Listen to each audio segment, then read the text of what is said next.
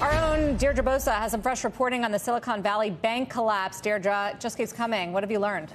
It keeps coming. So the focus today has been mostly on private cash burning startups. So now we're finding out public companies, they're affected too, like Roku, which you guys just spoke about. And remember that Silicon Valley Bank was so intertwined in the startup and tech community. It has held deposits for many late stage companies pre-IPO. And I'm hearing that there are likely more public companies to come out and say that they still have cash there or that they don't, to reassure investors. More questions than answers for now. I've been on the phone all day with founders and investors in tech. They're all wondering what is next. How much money are they going to receive on Monday? And will they be made whole eventually? These questions are most urgent for those cash-burning startups who weren't able to get their money out in time, and they now have bills to pay. I spoke to one founder, Sunny Singh, who just raised his seed round and was about to deposit it in SVB, a newly opened account. He dodged a bullet by waiting, but now he's in a tough position because he faces more uncertainty, which is still percolating through the tech ecosystem.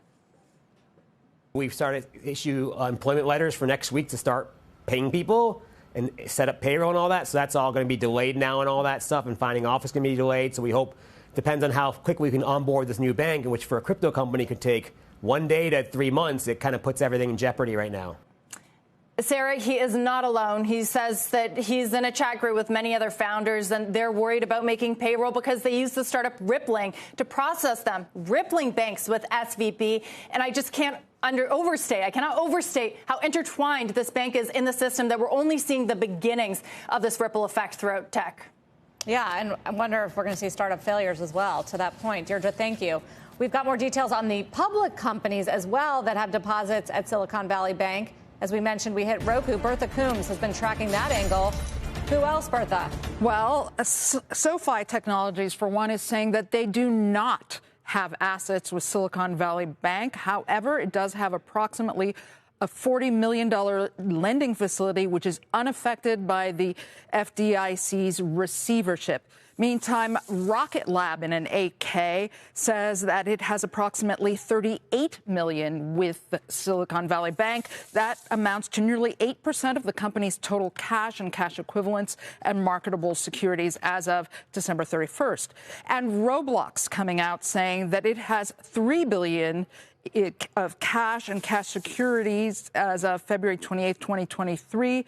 About 5% of that is held at Silicon Valley Bank. The company says, thus, regardless of the ultimate outcome and the timing, this situation will have no impact on the day-to-day operations of the company. I am sure we're going to continue to hear these 8Ks, Sarah, because a lot of folks want to reassure investors that they aren't affected by this. Yeah, don't want to put their name with SVB, but obviously want to assure them. Bertha, thank you.